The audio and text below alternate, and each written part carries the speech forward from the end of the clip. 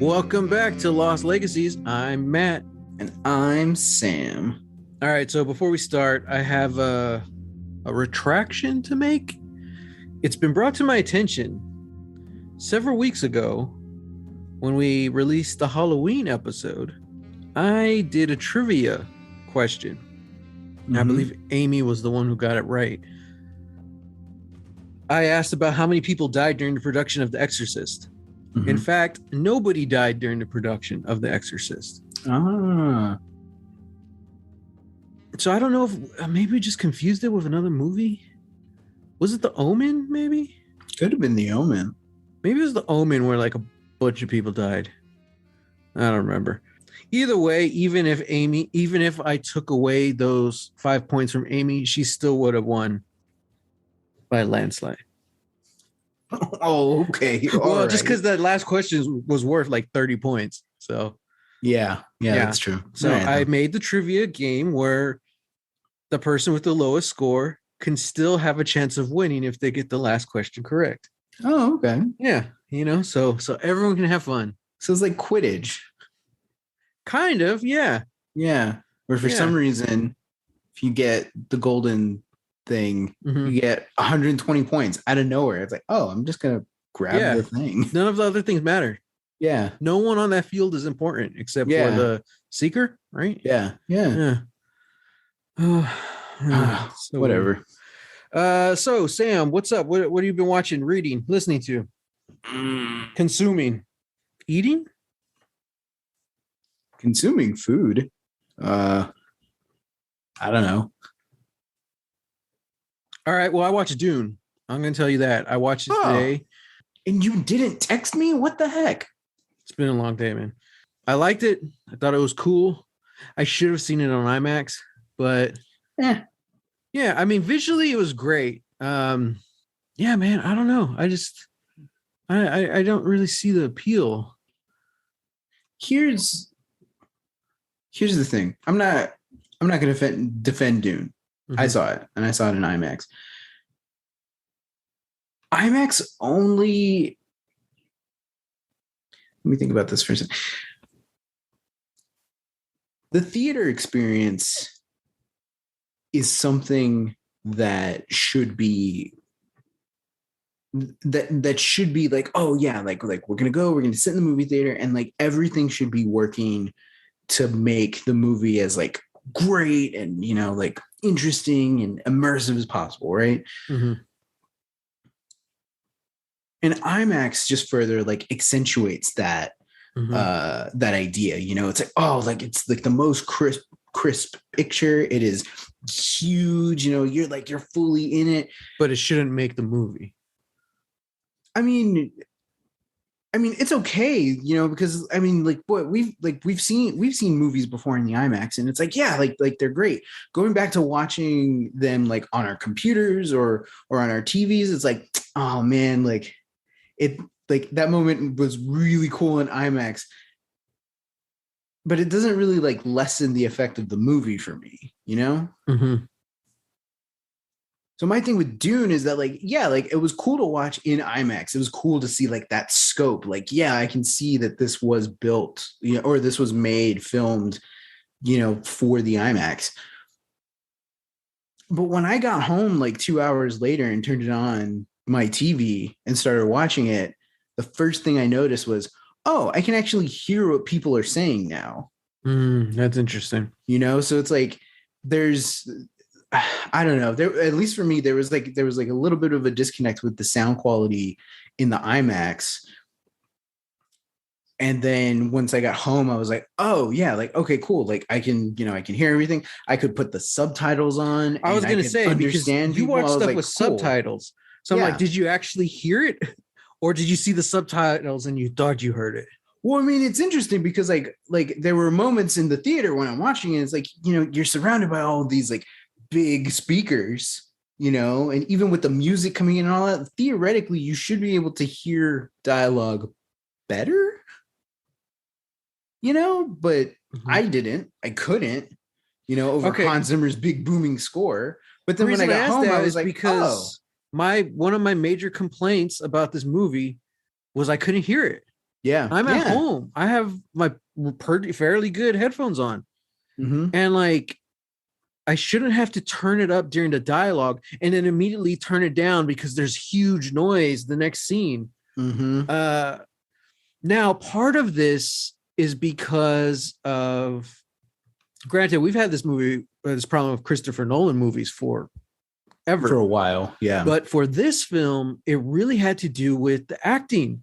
So much of the acting was down here.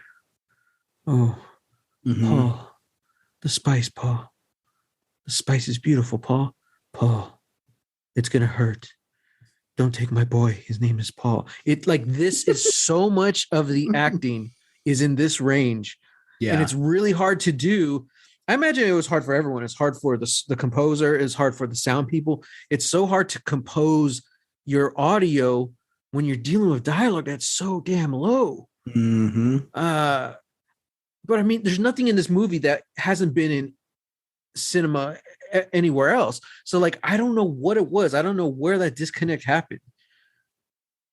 Yeah. I just don't know. But I mean, overall, it was good. It was fun. It's definitely slow burn. It's definitely, I see a lot of people are saying like they couldn't get through it. They fell asleep or whatever. I'm like, well, fine. I mean, that's why I haven't read the book because I know I'm not going to make it through. Yeah. But I don't know. I mean, I enjoyed it for what it was. I do have issues with the audio. My main complaint was just how drab everything looks. Mm. I'm like, you're in the beautiful desert. The opening line of the movie is, my home of Arrakis is beautiful when the sun is going down or whatever. And it looks gorgeous. But then for the rest of the movie, we don't see it. Mm. You know, it's all like muted colors. I'm like, I want to see the spice. Every single time we were in the sand, I'm like, where's the spice? Where's the spice? Now, granted, I also know it's not going to be everywhere you can see it, but it's just, that was my whole thing. Like, we're looking at visually, I feel like their home planet was so much more stunning, and we don't really see it that much. But then you just get to this drab looking desert, and I'm like, yeah, all right, give me some. I need some oranges here. Mm-hmm. The whole attack scene was great because it looked, the way it was shot was beautiful, and you saw the fires and the flames, and you're like, oh, there's some color in this movie. Okay, but everything else was just like, meh. All right. I enjoyed it. I liked it, but I wasn't blown away, and I wanted to be blown away. I saw nothing in this movie that gave itself the reputation about being an unfilmable movie. You know, I've heard the stories for decades, and I haven't seen the documentary or anything like that. I am glad they made it now instead of a decade or two ago, just because the technology is so much more advanced that it looks great. But I don't understand how it was unfilmable. You know, George Lucas could have done a crappy job of it with his Phantom Menace CGI. You know, I don't see what was unfilmable. Lawrence of Arabia did a beautiful desert. So I'm just like, there's no part of this equation that looked impossible to me. And I'm going to say something extremely controversial here. Okay. Because I have seen parts of Children of Dune. The what was it, like a sci-fi movie with James McAvoy? Yeah, that was like in 2000. James McAvoy's acting and the music packed more of an emotional punch in that miniseries than I felt through this movie. Ooh. Yeah. Ooh. Yeah, I mean, Whoa. I don't want to give spoilers for Children of Dune. Who knows when that came in? James McAvoy looked like a teenager, but when he meets Paul in the desert for the first time, it's such a beautiful moment. And I don't know who the composer was, but it's such a beautiful score. I was like, oh, this is amazing. And it's instantly ruined because he has to do like really crappy CGI where he runs really fast. But yeah, I mean, it was great. Whereas this movie, the most emotional I got and the most heartfelt performance was Oscar Isaac. You know, and you mentioned this when you saw it. You're like, you really feel like Oscar Isaac could have had his own movie as the Duke. I was like, yeah, man, like a prequel with him or something would have been really cool because he did so good And you feel his performance, and I mean, everyone else did good, but it's just like that was their character, Josh Brolin was just like the military guy, stock character. Jason Momoa, once again, is just playing himself. And I mean, I guess I will say, I think, like, I haven't seen like any of the TV shows that he's been in, like post Game of Thrones, like or there's that show, I think Frontier. I haven't seen any of those, but I will say that I think this is probably like the best screen version of himself that I've seen, Because Aquaman, he's just like, oh yeah, I'm bro, like he's very, very much like that mentality. Whereas here I felt like this was a little bit more refined. Yeah. I mean, he's just this badass guy, period. Jason Momoa. And he's not trying to play a badass in this one. They're not trying to make him cool. They just know like this dude's natural charisma is going to sell it. Also Duncan, Idaho, the name of his character is the dumbest yet coolest space name. Like, wow. Really? Duncan, Idaho. Hell yeah. When you find out his name is Duncan, Idaho, you're like, hell yeah, it is. Hell yeah. Like, what? Oh, man. Yeah, it's so dumb. But like every time he's on screen and every time they mention Duncan, you're like, yeah, Duncan. Yeah, it's funny. But yeah, Timothée Chalamet, I mean, he did good. He's just doing his thing. I am looking forward to a second one because I feel like he's gonna have to step it up. Just the way the first one ends, no spoiler, like he's in a place, his character's in a place where he's not gonna be able to play that super quiet, angsty young role. Like we're actually gonna have to see Timothée Chalamet play a man, not a young man, a man who's in charge. Rebecca Ferguson, she did good. I felt like there's a lot of just like kind of biting her tongue, but I think that's just the character. There's so much like she wants to say, but she knows she can't. It was okay. I'm not saying it was a great performance, but I just feel like, I don't know. I felt like we got more from Ryan Gosling in Blade Runner, where he plays someone with no emotion, than we got in this one. I want to go with, the same director. So I don't know. I am looking forward to part 2, and I think they can do better at a second go. I'm really glad they didn't do both of them back to back, because I think they will have time to learn from what worked and didn't work with the first one. So, well, here's hoping. Yeah. But this isn't a Dune podcast. This is a Lost podcast. For a second there, it felt like it was going to turn into a Dune podcast. Yeah, I know.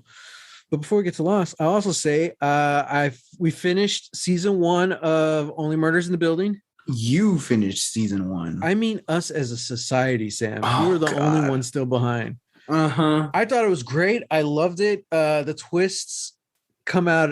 They don't really come out of nowhere. The clues are there. And like, I feel like it's this perfect little mystery. Every time you go back and rewatch it, you get more from it. And yeah, I love the cast. I love the writing. I think it's awesome. I think it's great. Go check it out. Hugely underrated show because there's a lot of people watching it, but there could be more.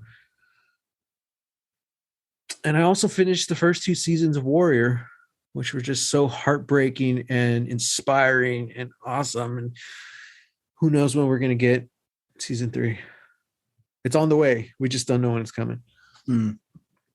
So other than that, I think we can talk about Lost. Ooh. I know. It's been a while since I did the Lost theme song for you. Wow.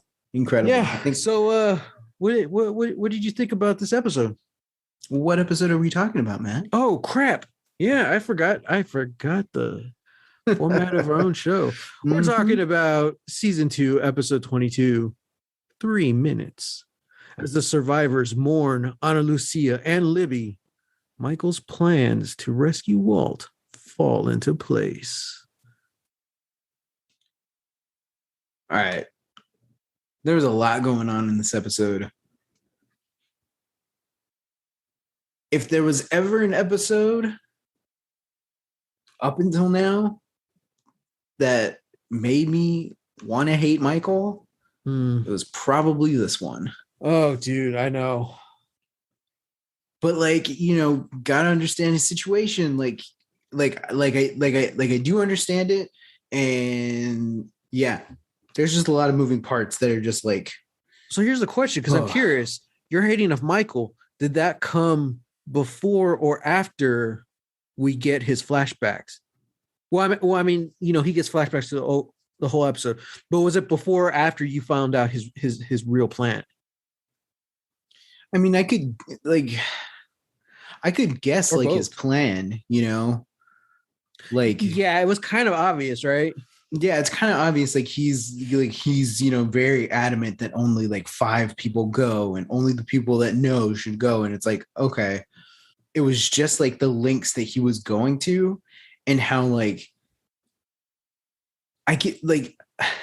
It's the thing about like is this a performance, or is he just frustrated? Like, is he trying to act a certain way, you know, just to like, you know, just like, because I don't see him as like a master manipulator, you know, right, even though essentially that's sort of the role he's playing in this episode.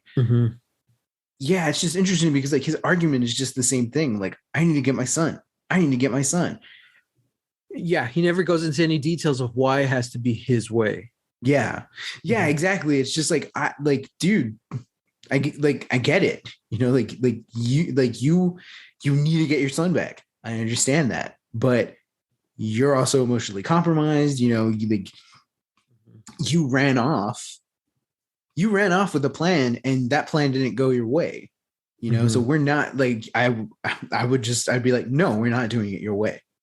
I'm sorry, but yeah, and like, and nobody wants to broach that subject. Like, nobody wants to like touch on that. Like, everybody's just like, okay, yeah, you're right, Michael. Yeah, we definitely should. We should follow your lead and example. It's like,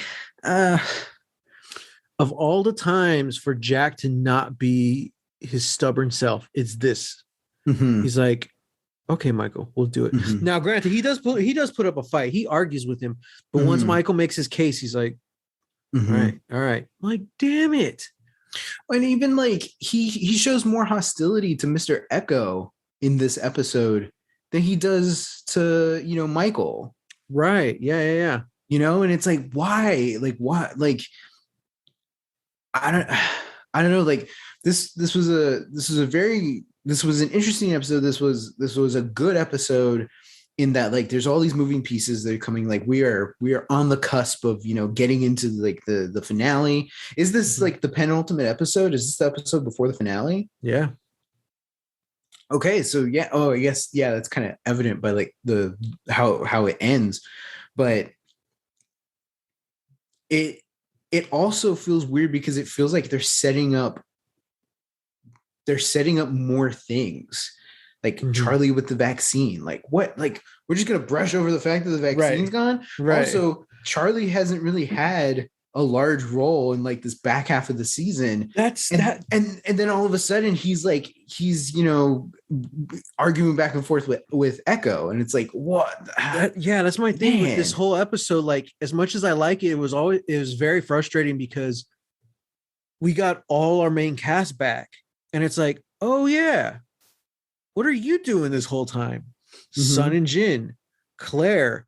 When Claire showed up, I was like, holy crap, when's the last time we saw Claire? When Emily DeRaven's name came up in the credits, I was like, oh yeah, like, we haven't seen Claire in like 5 episodes or something. Yeah, it's crazy. And I mean, you know, I mean, I get it, man. This is what happens when you run into a show, when you make a show that has an ensemble cast of characters, and when you continue to grow that ensemble. This is what happens. But in this specific situation, and I've said it before, this season has really been Jack and Locke's show in the hatch. Everyone else comes and goes. The first half of the season very much felt like everyone was doing stuff behind the scenes, but the second half is very much more self-contained. And you know, that's a lot a lot of the reasons why, looking back, I've always said season 2 is my least favorite of the whole series. Mm-hmm. I think because it was very disjointed. And the people who have been there, like Kate's been there, but she has no story. She's just kind of doing stuff. She's going with the story. She doesn't really have an arc. Yeah. You know, she had an arc for her episode, but not so much for like the season. Mm-hmm. And I can also understand why certain cast members would want to not be around. Like we talked about Michelle Rodriguez, she only signed on because she wanted to do one season. And I kind of feel like this is a good example of why. Mm-hmm. Because if you think about it, each of these episodes takes roughly 2 weeks to film. Mm-hmm. So what has Emily DeRaven been doing these last few months? If you're gone 4 episodes, that's basically 2 months of work. So it's one of those tough things, you know, like I don't know. Maybe that will be less of a problem going forward. Maybe it'll get worse. We'll find out. But it was very adamant that they're like, oh yeah, don't forget about this character. We got 1 week until the season finale. Let's just throw them in. I guess let's talk about, it's kind of weird talking about the flashbacks because the flashbacks took place during the same time as like the last couple episodes. Mm-hmm. Which is funny too, because when Michael comes back, everyone's like, Michael, oh, it's Michael. I'm like, guys, he's been gone, what, a week? Calm down. Mm-hmm. You know, it's like, oh, geez. Close to 2 weeks, actually, because the flashbacks were 13 days ago. Oh, that's true. All right. 13. All right. Yeah, but still, it's 2 like, weeks. Yeah. Which isn't bad considering, like, I wonder what was longer, this little trip to the others' camp and back, or leaving on the raft, getting stranded at sea, meeting the tail section survivors, and coming back. Oh yeah, I think all of that was like a week. I think so. Yeah, or like a little. Yeah, over. yeah. And you know why? Because I remember Shannon's death is 1 week after Boone's death. Oh, interesting. So like that first chunk of the season was all in 1 week. Dang, that's crazy. Yeah, and speaking of timelines as well, of course, this isn't stuff that's necessarily shown in the show. Mm-hmm. But if you do it, you count the night and day cycle, and you listen to what people are saying, you can figure out like how many days they've been on the island. Mm-hmm. The funeral of Annalise and Libby that took place on Thanksgiving Day, 2004. Oh wow, how kind of weirdly symbolic, right? A little bit, yeah. Yeah, it's crazy. Okay. I got to get this out of the way. Okay, do it. I'm tired of the others.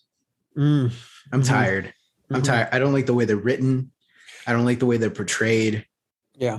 I don't like even Henry Gale. I'm like, no, I don't care. It's like talking to a brick wall.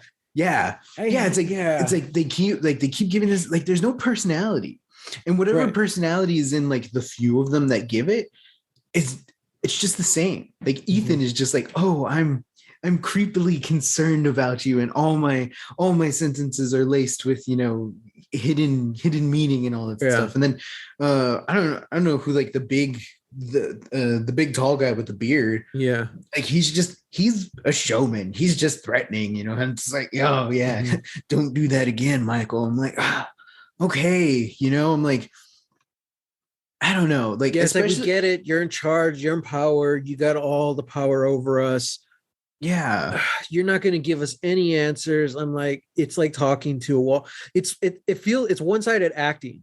That's what those scenes are. You have one cast member who is emotionally invested in what's happening, and the rest aren't. But it's not the cast member's fault. It's the character's fault. You know, it's like they're playing it like, oh, you mean nothing. We don't care about you. We're not going to tell you anything. It's like, that's not good drama. The character that Michael is talking against once they get to the camp, her name is Miss Clue.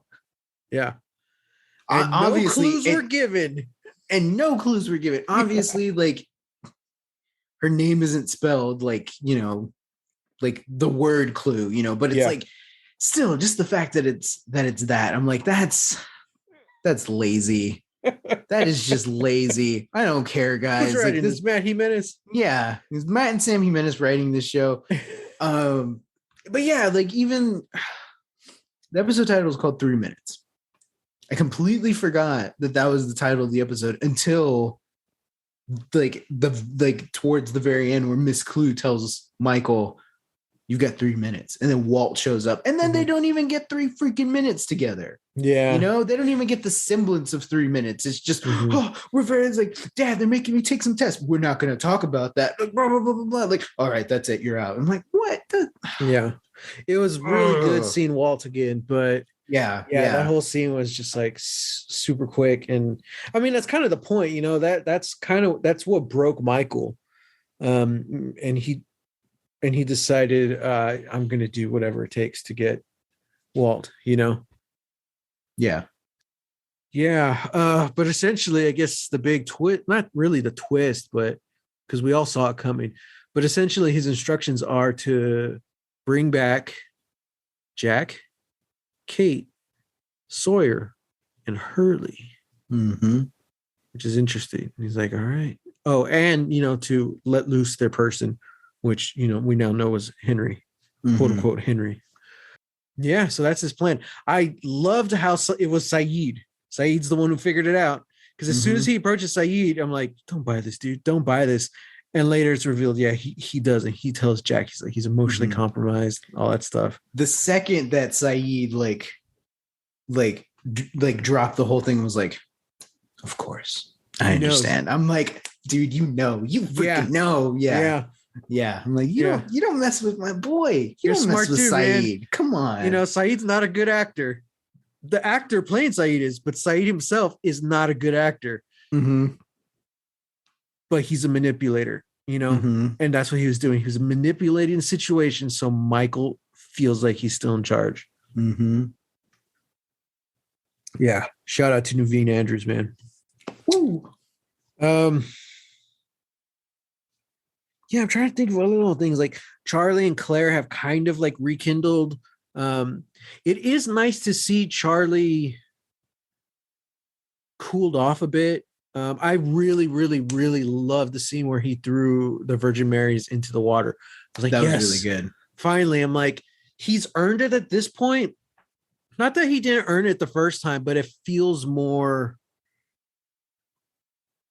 I don't know. Because the first time it was like this tough decision. He was going through withdrawals when he quit. This time it felt not more earned, but he's just come further. Like he's made a lot more mistakes. But at this point, it seems like it's finally finished, you know. And even Locke is just watching from afar. And he doesn't say anything. He doesn't even nod his head. Charlie's throwing them in the water. Although, I will say this. I don't know much about tides. That's the first thing I thought. I'm like, dude, those are going to wash right back up to sea. But they don't also look waterproof. So I think either way, you know, the drugs are gone, the way I feel. That may be true. But I may not know about tides. But I know Lost. But I know heroin. But I know heroin. And you can bet that heroin is going to go right back under the, at least one of those statues is still there. It's going to wash back up somewhere. Someone's going to pick it up. You know, there's something that's going to get back in Charlie's hands and something like, yeah. Maybe.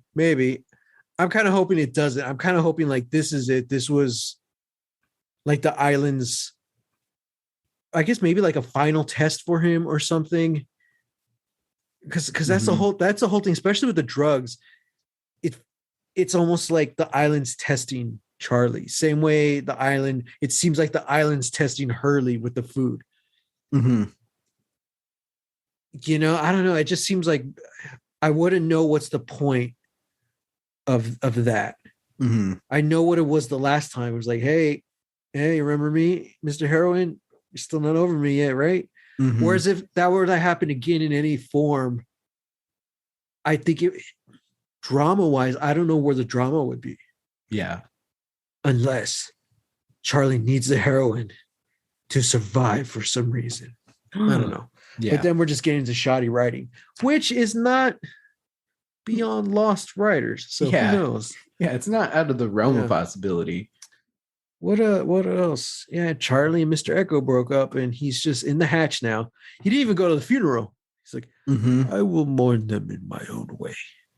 Oh, it's like, okay. Interesting. It's interesting. And that's interesting. I'm curious to see how his story plays out now. Yeah. Because I'm very worried. I'm very worried that they're gonna I don't know. They're gonna fumble this somehow and I don't know, make it so like he's like a zealot or something, you know, not like crazy, but you know, just that like he becomes obsessed with the numbers, obsessed with, you know, they call me Mr. Hatch now. Oh jeez. But the way it kind of ends with Locke too, we see him like cut off his leg restraints and he just gets up and walks out. And after last episode, Locke is very like anti-Hatch. Now he believes it's all a waste of time. So that's kind of an interesting position to go into the final episode. We begin where he's all about the Hatch. And now here we are, one episode left, and he's against it. How are we going to complete that arc? That's going to be very interesting to see what Locke does about that, or how he goes about the Hatch going forward, or how he just chooses to ignore it. Who knows? So who knows? But yeah, I mean, I think most of this episode was catching us up, just filling in the blanks, which didn't really need to be filled in. You know, we figured, this is what Michael's up to. I guess it's just good to actually have the plan and to know specifically which survivors the others want. You know, if there's one thing that like watching shows post Lost have taught me, you know, it's that you can keep the audience engaged if you just have one of your main cast stuck in a new place for the entire 45-minute runtime.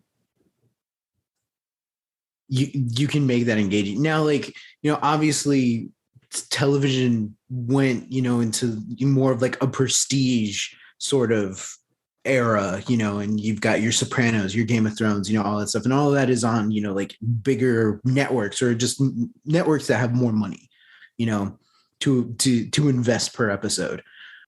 But I would have loved to have seen what this episode would have looked like if it was just Michael. None of the other people, like it could be the whole flashback, you know, like just the 13 days, you know, do that. Like, I don't know if it would have been as engaging, but that I guess that would have meant that like we would have had to write other characters, you know, or better characters, you know, for Michael to bounce off of. Oh, we didn't even talk about the young woman that was guarding Michael. Before we, because I want to talk about her, but just to put a bullet point on that last idea though, like I was gonna say, like, I don't think there was enough material in those flashbacks to get all those flashbacks. Oh yeah, I agree. So I have no idea what a full episode of Michael doing out there would have done. Well, yeah, I mean, and that's kind of the thing that I'm saying, that like you would have had to rewrite this whole episode. You know, like give us something, like give Michael more of a journey that's than just, I just need to get my boy back, you know, like accentuate that, like really like dig into that, you know, kind of like, because even Miss Clue sort of does that too. She's asking a lot of stuff about Walt and he's just sort of frantic. He's like, no, I don't know. Like, I wasn't there. Like, I was hardly there. And then she sort of pins it like, for somebody who wants their son back, you don't really know your son. Yeah. And like, that should have been a moment that hit so much harder, you know? Yeah. Yeah. You could tell like it affected him, but like, I thought that too. I was like, oh, okay. We're just going to kind of keep moving past that. Yeah, because nothing changes. Like still at the end of the episode, like he's even saying like, you're going to give me my boy. You're going to do this. You can do that. I would have stopped. I would have had Clue like stop him and be like, in what way do you think you're in a position to demand something? Exactly. Like, Yeah. you have nothing. There's I- nothing here that you have that's going to tell me that I'm just going to Right. give you your son. Yeah, there's no growth. There's no progression for his character. He's just stuck in this one spot. And the Mhm. whole idea of like him not knowing anything about Walt, that's like early season 1 Michael. Exactly. So in a lot of ways, it's like one, like, yeah, not a lot of time has really passed for them. It's only been like 2 months. But two, it's like as a story, like it just feels like he's in this loop, like that the character's like in this loop he can't get out. Like, how does he grow?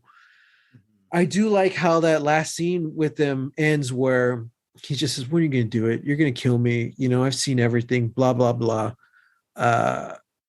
So he is coming from it from a different perspective, but still, it's the same thing. Like, this character is stuck, he's stationary. And here's the thing about Lost, they write really good characters.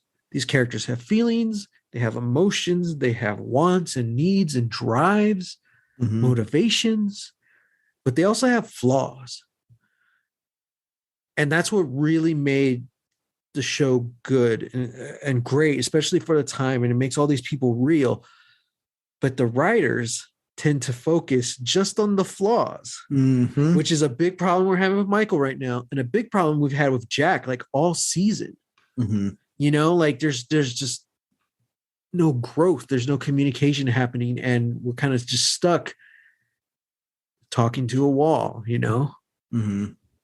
So I don't know, but yeah, so I just wanted to bring that up before we start talking about bringing in new characters, because like even if they did bring in new characters for Michael to talk to, they probably would have been all the same. Yeah, probably. But it's very telling when you meet someone new, like this one of the others we get who's just a jerk. I'm like, at least we're getting something, some kind of emotion here. But yeah, and then we meet Alex again, who was the young girl who helped Claire escape. So I thought that was nice. And she was like, is Claire okay? Did she have the baby? Was it a boy or a girl? Blah, blah, blah, blah. And Michael's just like, what is, I got a gag in my mouth, right? Also, I'm not going to talk to you people because me as the character still think that like you guys like kidnapped her, you know, and all that. So yeah.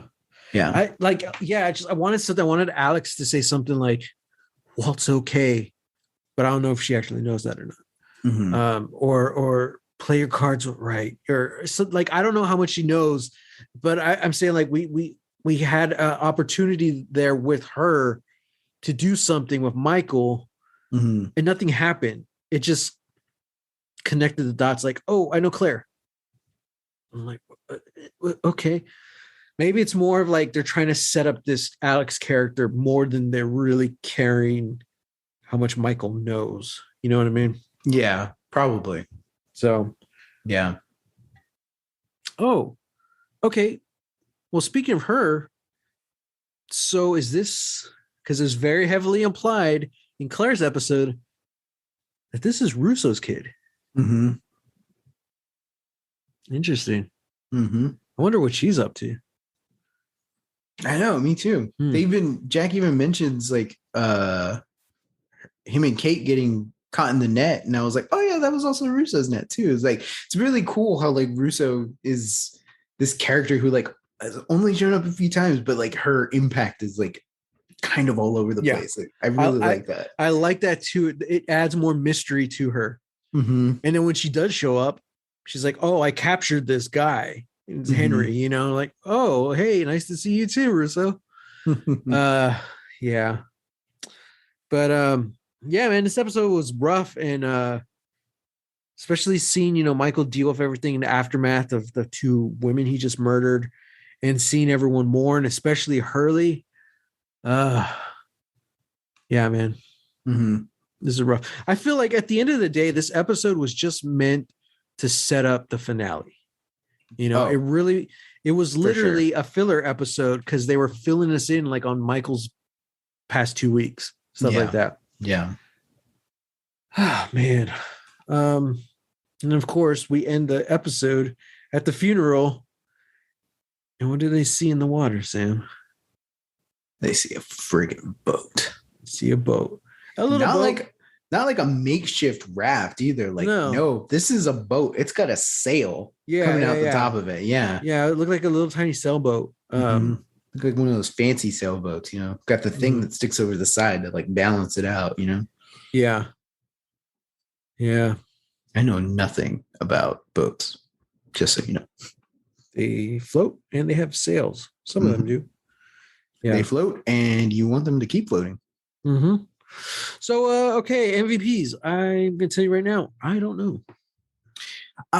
Because Harold Perrineau didn't really do anything new as Michael. I don't think I have any MVPs to be honest, but I do want to clarify that when we're talking about our problems with Michael, it's in the writing of Michael. It has absolutely nothing to do with the actor. Harold Perrineau I think he's great. He's great. He's a great actor and he's doing what he can, but it's just the material in this episode wasn't enough. It was just very lacking. I mean, that's basically Michael through the whole second half of the season. Yeah. Because even in the first half, he was pretty solid, and you were rooting for him. You wanted him, to find Walt. And he had dimension where it was like he could still see where people were right, where he just wants to go run off. Like people are like, no, you can't do that. These people are dangerous. And he like concedes and he's able to do that. Whereas now it's like with Ana Lucia. Yeah. Because they were butting heads the entire time, but there was like an understanding, like, okay, I understand where you're coming from and why. I understand this isn't the smartest move. And then by the end, kind of the end of that, he realizes, lady, you're just crazy. And he goes off. But it was good to have that little story beats for him. And now it's kind of the point where, I mean, it's realistic. Like at a certain point, this guy's going to snap. He's like, I got to go find my kid. I'm not going to keep playing house in the hatch, Same way Bernard had his episode a couple weeks ago. Everyone's forgotten that we're trying to get rescued. It's kind of like the same thing, no one's actively trying to find Walt. So Michael's got to do it. That's another thing. I know we're trying to wrap up, but there's a moment where I forget. It's the moment where Saeed finds out that Michael's back and they're going to go off to the thing. They're going to go off to the jungle. And he's like, I want in. And Sawyer's like, oh yeah, let's go. Let's do it. And Jack is like trying to shoot it down. And then like some random guy just like walked past Jack, just like some guy, he's just in a white shirt and he's just there and he's just kind of walking. And it really struck me that like, there's only so many of you that are on this island. And yet we're only following the same like 10. Right. Even Rose, Bernard, and Claire are just sort of like left off in the background, even though they've got their own stuff going. Even though Rose has like basically confirmed the existence of like a literal spot on Earth that grants miracles, that cures diseases and everything else. Like that, we should be following that. Even though Claire was told by a psychic that like, doomsday stuff, your baby's super important, and then literally lands on an island where people are trying to steal her baby from her womb. And no, we're just going to follow the hot doctor and the hot con and the other hot con. Yeah. And I'm like, man, come on. I read this thing earlier today about there was a writer on tour.com who for the last 22 months has been watching 2 episodes of Star Trek Voyager a week. And basically just like doing write-ups, being like, okay, like here's my thing. And today they did their final write-up for the season. And basically what it amounted to, like there's a lot of good ideas in Voyager. Only a few of them are executed well. Are we talking about season 1? No, talking about the whole. Oh, the whole series. Yeah, the whole series. Okay. Like, so like they basically went. Well, I think mostly what it was like the final season, but what their consensus was that this is also true of the entire show, is that like it has great ideas, but only a few of them are executed well. Some stuff that gets set up either doesn't pay off well, or it's just like, murked up somewhere along the way. And for a show that's about one ship lost, stranded somewhere with no possibility of rescue, it should have been more about everybody on the ship, and not just the people in the main credits. Because every time somebody dies, that's somebody that's irreplaceable. That's somebody that's somebody whose job is now having to be taken over by somebody else who's probably already overworked as it is. You know, so it's like, and I kind of feel the same way about Lost. Maybe not that like everybody's got an important job to do, but like you're stuck on this island with all of these people. Potentially, these are going to be the faces that you see for the rest of your life. Yeah. And I feel like we've probably seen more extras in these two first seasons than there are actual survivors of that plane. Yeah. You know what I mean? Yeah. Yeah. So it's like, it was something funny, but it is also something that like, man, I really wish that was different, you know? Yeah. Yeah. Star Trek Voyager is a whole other thing. Right. There's so many people. Well, there's really blame Rick Berman, everyone. You have my permission. Don't worry. We'll get to that in season 10 of Lost Legacies. Oh, geez. We were watching like all the Star Trek. We finally get to Voyager. Yeah. Yeah, there's even one where I found like there's a killer or someone on board. Oh, yeah. Yeah, and it's just like, you've been here this whole time? What have you been doing? You know, like, yeah, that's one of those things about, Star Trek, especially Voyager. It could have been the best one, damn it. But instead, I don't want to say it was the worst one because it's still a good show. It's just so many missed opportunities because they turned it into a formulaic show. Star Trek has always been formulaic, but never more so than Star Trek Voyager, especially after everything they accomplished with Deep Space Nine. They turned, Voyager into a procedural, it's like, oh, okay. But this isn't a podcast about Star Trek Voyager. Yet.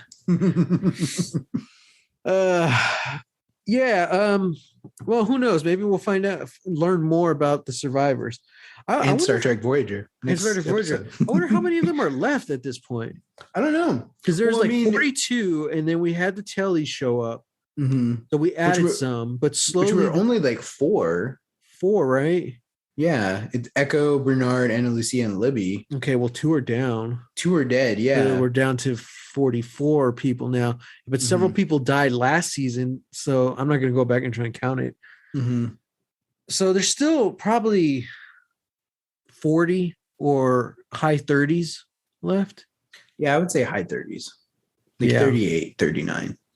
Interesting.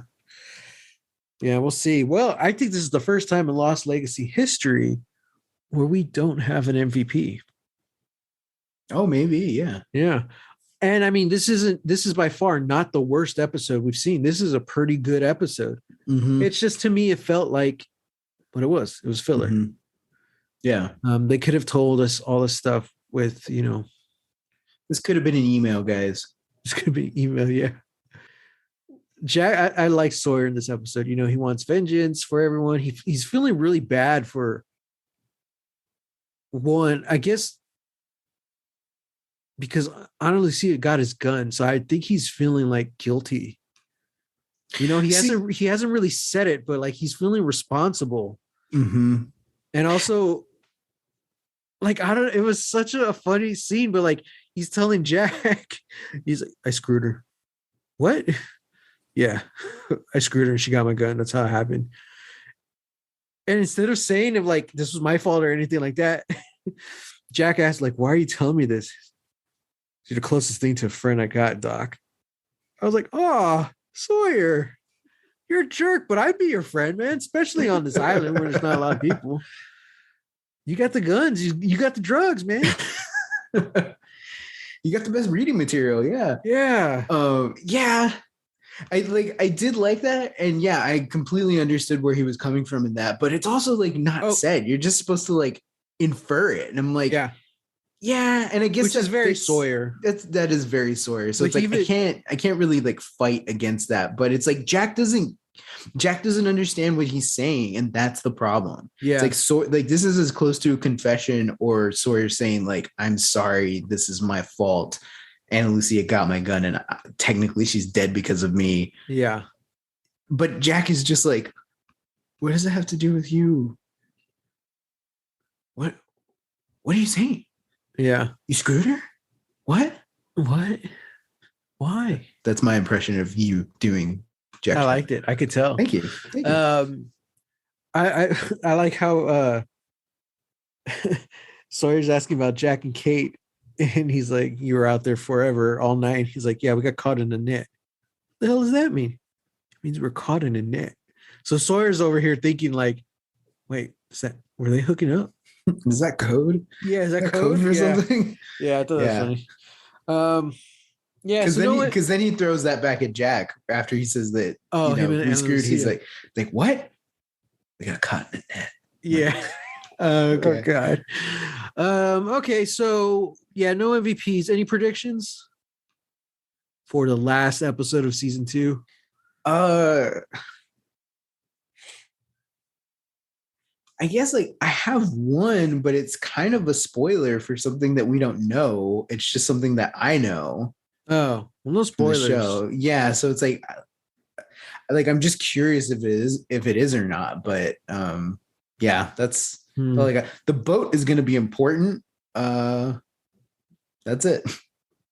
Yeah, maybe the boat is going to have somebody new on it. I don't think it's just a random floating boat. Maybe. Yeah. Oh, and hopefully Desmond shows up again, because I would really like to see Desmond before the season ends. Yeah, especially because like he started the whole thing, Yeah, everything with the hatch. So it'd be nice to see him. Well, I mean, I guess we're just gonna have to wait and find out till next week when we watch the end of season 2, episodes 23 and 24. It's a 2-parter, Sam. Live together, die alone.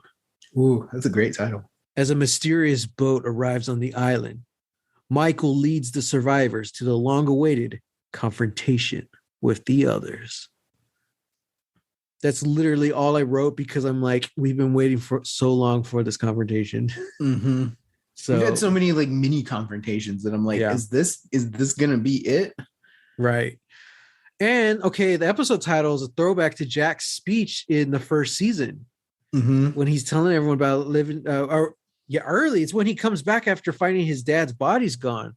And that's when he kind of becomes the leader. And he tells everyone, we need to live together, but we're going to die alone. Yep. I bet you thought I was playing a clip, didn't you? Nope, that was me. Incredible. We don't have that kind of money. Matthew Fox came by just for that line. Friend of the show, Matthew Fox. Oh yeah. Appreciate you, Matthew. Okay. Well, that's it, man. I hope you have some free time scheduled to watch a 2-part episode this week. Oh man, I'm gonna have to wake up extra early just to watch it in the morning. Yeah, that's true. Are you gonna try and watch it in the morning? No, I will definitely watch it the night before. That's what I do. There's because I would have to. I mean, I wake up early enough that I potentially could, but no, there's no way. I've got too much to do in the mornings anyway. Yeah, your wife's getting ready for work. I gotta prep my lunch. I gotta eat my breakfast. I gotta make the coffee. I gotta shower. I gotta do all that stuff. I'm like, that's too much to fit in 2 hours of Lost as well. Like, no. I will definitely be watching it the night before. Awesome. Well, until then, everyone, as always, you can find us at #LostLegacies. We want to know what you thought of this season 2, which seems like it lasted forever.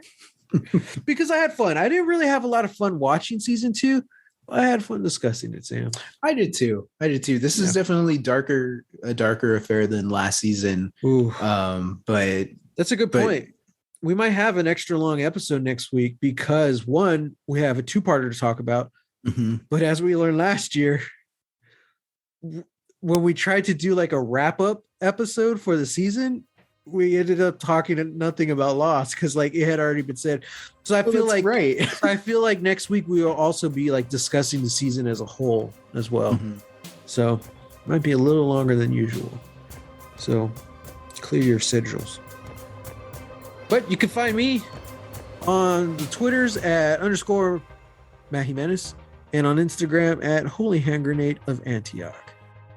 And you can find me on Twitter and Instagram at Reel, that's REEL, Texas Weirdo. All right. Until next time, guys. Get lost. Get lost.